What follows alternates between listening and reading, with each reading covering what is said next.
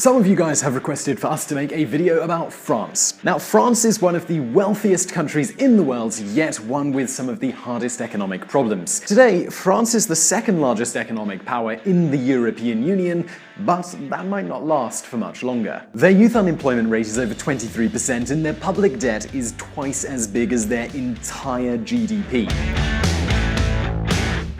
Just 15 years ago, the entire world was buying Renault cars or Alcatel mobile phones, but today, French experts have fallen to half of what they used to be just a short time ago. Their companies are simply unable to face the competition that's coming from China, from South Korea, or even from the United States and Germany.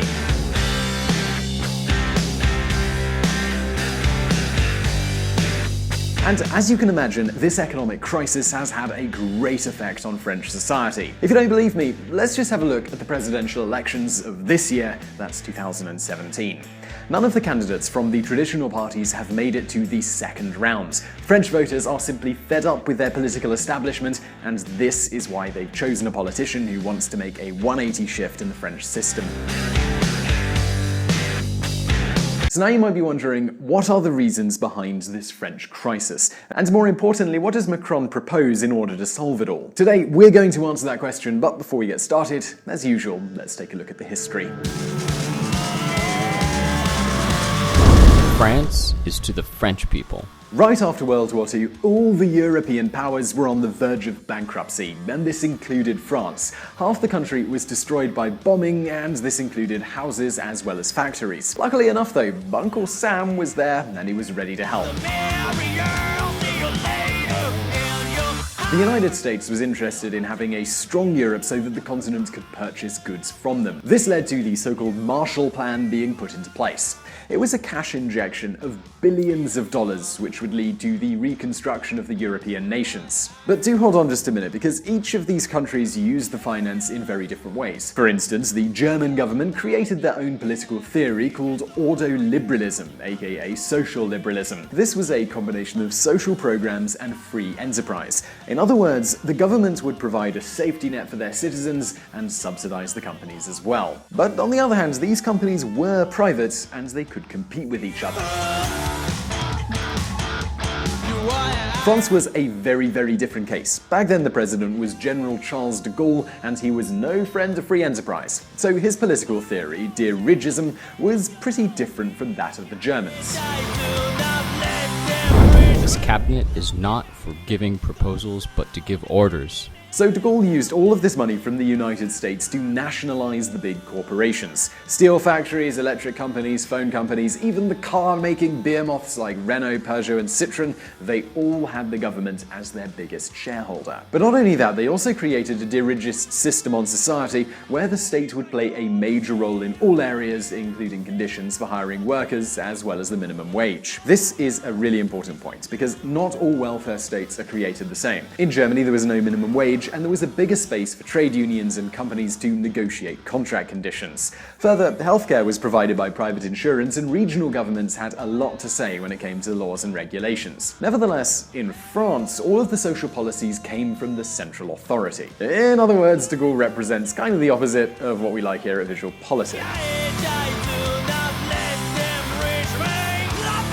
But despite all of that, during these first few years after World War II, France entered the so-called Glorious 30. For 3 decades, the average wage tripled, and those companies, sponsored by the government, became global leaders.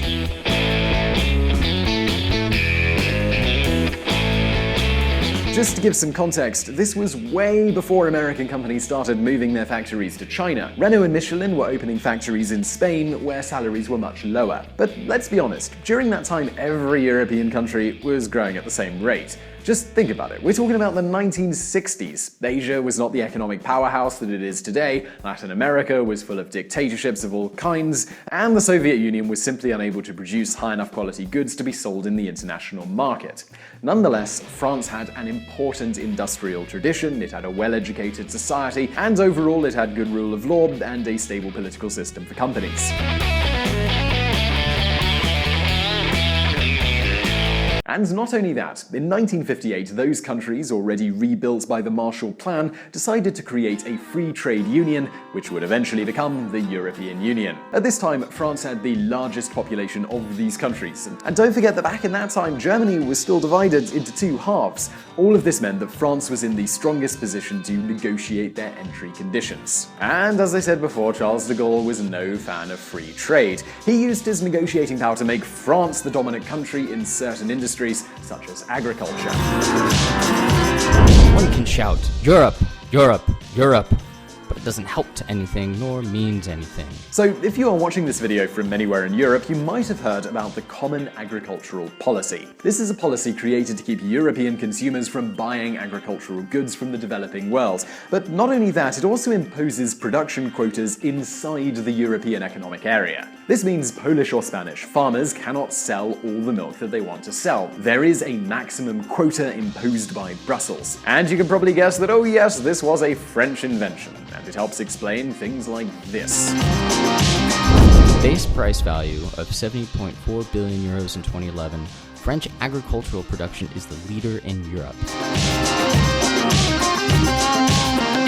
De Gaulle held power for decades, and the following French presidents kept this dirigist model. At the end of the day, during the 1960s and 70s, France was on fire. So if something works, why would you fix it? Well, actually, now I'm going to tell you exactly why you should fix it.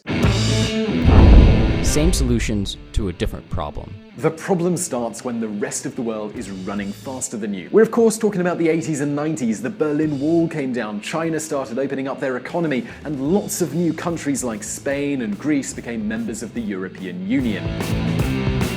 And of course, all of these countries wanted to sell their products. In other words, all of a sudden, France had rivals. And this is what explains why this kind of news is quite so common. Furious French farmers have been attacking Spanish fruit and vegetable deliveries as effects of the E. coli crisis continued to bite. Spanish producers have slashed their prices to make up for huge losses and are now up to 40 cents a kilo cheaper than their French counterparts. The same happens with other industries. Take a look at this chart that represents the trade balance in France. If you pay attention, you can see how after the 90s, exports are dropping slowly. This trend is especially true after the financial crisis.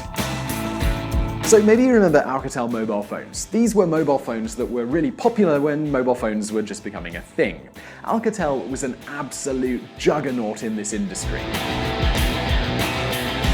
And now they've simply disappeared in a market dominated by American, Chinese, and South Korean companies. And this is just one example of how France is losing their ability to innovate. And so now you might be wondering, what have all the French governments done to tackle this problem? Well, really, they just protected their companies from the rest of the world. For an opposite example, let's have a look at Sweden, who makes Volvo cars. When a Chinese company wanted to buy this firm, the Swedish government didn't intervene at all. In Sweden, there was a clear separation between business and the state. But we cannot say the same of France. Just have a look at what happens when Pepsi wanted to buy Danone in 2005. Jean-Louis Borloo, the Labour Minister, said the government will do all we can to oppose a bid, and Thierry Breton, the Finance Minister, pledged to protect Danone. But this is not the only thing that doesn't change in France. Their social spending is still the highest in the European Union, even larger than that of the Nordic countries. And further, the French administration employs more civil servants than any other European country. Oh, and their salaries are also pretty enormous. So basically, France has a lower income than they had in the past, but they keep spending like they did during the glory days. This explains why their public debt is quite as large as it is. But they might just be on the verge of change. Macron's quiet revolution? Alright, so politicians do promise a lot during elections, and they don't always deliver on those promises. But there is something we have to admit in the case of Macron. His program is a complete break with the French dirigism. All the political analysts have labeled this man as a moderate politician who wants to continue the work of his predecessors. But the big question is that really true? The truth is that some of his proposals have never even been put forward by another French president from any side of the political spectrum. Is precising a big reform program to open up a series of services and increase competition in terms of products and good markets, transportation, and so on. For a better understanding, in an electoral campaign that became famous because of the populist tone of Mrs. Le Pen, Mr. Macron is proposing to retire over 120,000 civil servants. Now, many of you might think that this is a pretty horrible idea, but there is something we must admit. At least he's being honest. There is no other politician who would suggest such an unpopular thing during an election. Nonetheless, Macron has won this election by often doing the opposite of what a candidate should supposedly do. On his manifesto, he even promised that he would never reduce the retirement age. In other words, Macron is really committed to reducing French public spending. On the other hand, Macron combines all of these budget cuts with lowering taxes and helping small companies. In his own words, Macron wants to substitute the French dirigism with something closer to the model of Germany or Sweden, where welfare states coexist with the free market economy. So now you might be wondering, even after winning the elections, does he have any actual power to make this happen? In France, the president doesn't have as much power as the American president, and every law he wants to pass has to go through Parliament. And now the question has to be, who is the biggest force in Parliament?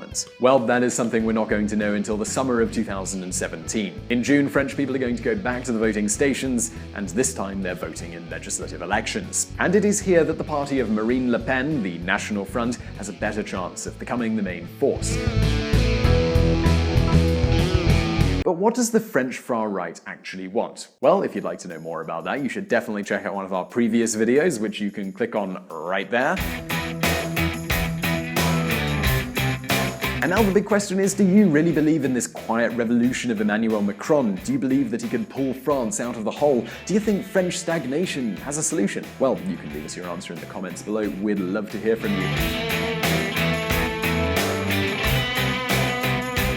And don't forget, we publish brand new videos every Monday and every Thursday, so don't forget to hit that subscribe button so you won't miss any posts. And if you like this video, please do give us a thumbs up below. And I'd also like to thank the Reconsider Media podcast for providing the voiceover vocals for this episode. And as always, I'll see you in the next video.